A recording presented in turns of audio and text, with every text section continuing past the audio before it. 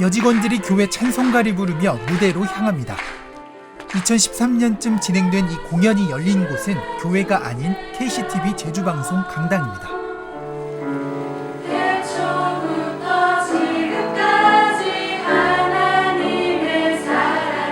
170석 규모의 강당 제일 앞줄에 한 남성이 자리하고 있습니다. 2, 3년 전 또 다른 부서의 직원들, 옷을 맞춰 입고 찬송가를 부릅니다.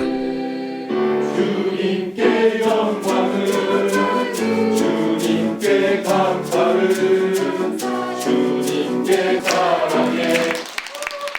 역시 앞서 언급했던 남성이 제일 앞자리에 앉아 박수를 칩니다. KCTV 제주방송의 공성용 회장입니다.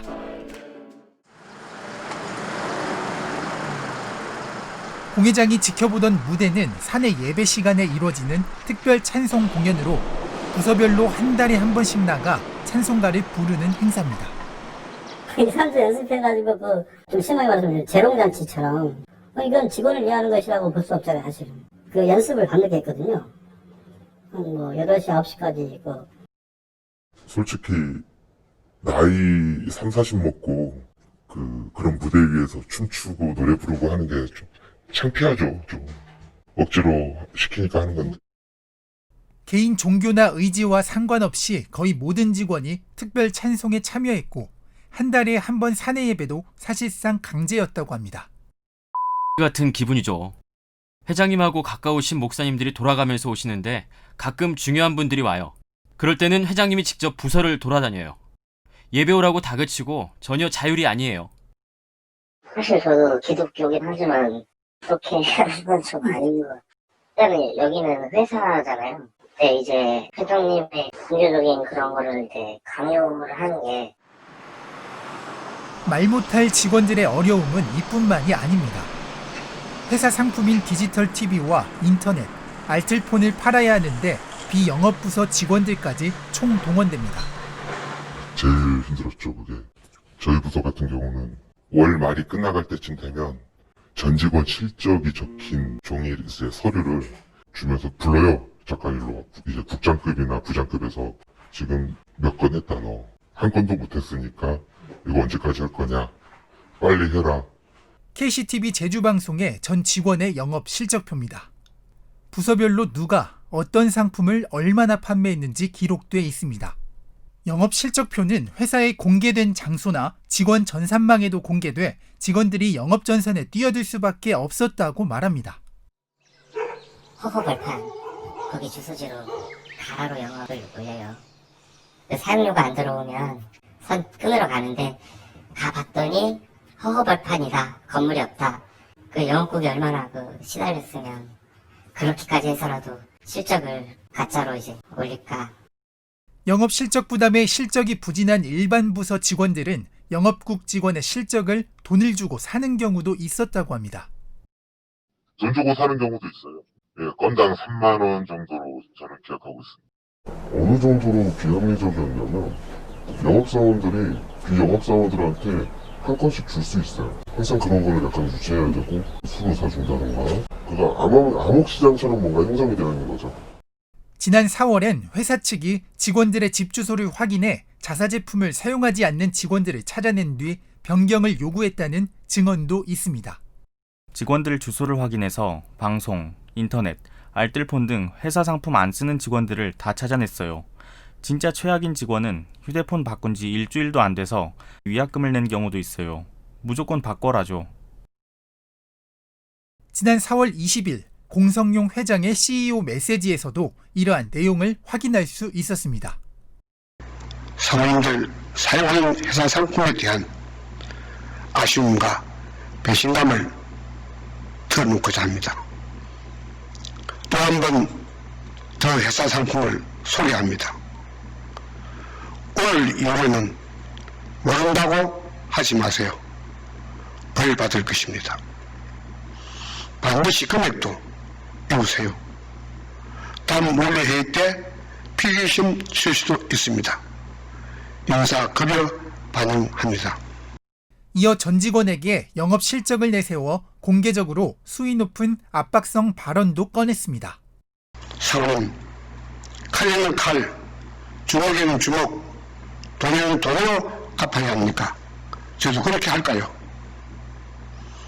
당신의 진급, 급여 인상, 성과급, 연사, 지금 당신의 이익 10배 이상 줄게 할 수도 있습니다. 노동부에 저축되지 않습니다. 물론 회사가 살아남기 위해 영업활동을 독촉하고 자사 제품을 사용하는 것은 당연한 것 아니냐는 반론도 있습니다. 그래서 공정거래법상 불공정 거래 행위 유형을 확인해봤습니다. 이른바 사원 판매 행위로 회사 경영자 등이 임직원들에게 자사 제품 구매와 판매를 강제하고 이를 이행하지 않아 인사상 불이익을 줄 경우 공정거래법 위반입니다. 또 비영업 직원에게 회사 상품의 판매 목표를 정하고 최고 경영자 등에게 주기적으로 실적을 보고하고 판매를 독려하는 것 역시 법률 위반에 해당할 수 있습니다. 지난달 23일 전 직원 영업 강요와 사내 예배, 특별 찬송 등 KCTV 사내 문화를 이슈화한 미디어 비평 전문지 기자를 만나 취재 배경을 물었습니다. 제가 지역 언론 담당이어서 이렇게 지역의 민방이나 아니면 그냥 뭐 종합 일간지 이런 데를 두루 취재를 하는데 사주가 되게 막대한 의사결정권을 가지고 이렇게 전횡을 부리는 사안은 많았지만 이렇게 유독 독특하게 사내 예배까지 강요하고. 그러나 보도 이후 지난 2일 열린 전체 조회에서 공 회장은 회사 문제가 외부로 드러난 것에 대해 자신의 부족과 잘못을 인정하면서도 강한 불쾌감을 드러냈습니다. 우리 회사에서 찬송 소리와 기도 소리가 나면은 하나님 더 축복해 주시리라. 우리 회사 성장하는 게 그렇게 싫습니까? 그렇게 질투납니까?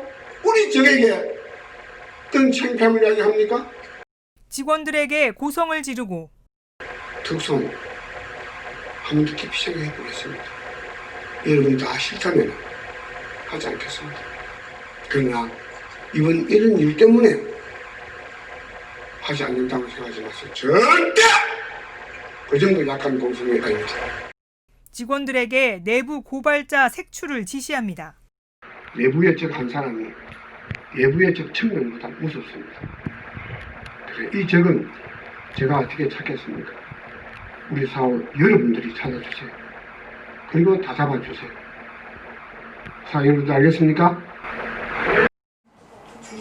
하지만 회사에서 종교행사 참여는 근로기준법상 직장 내 괴롭힘에 해당할 수 있습니다.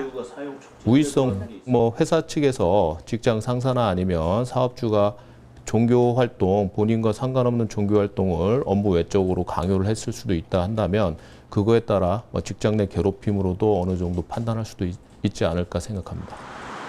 보도국과 편성국, 고객감동실 등 일반 직원들에게까지 영업을 강요하는 행위 역시 상식을 벗어나는 일이라는 비판이 나옵니다.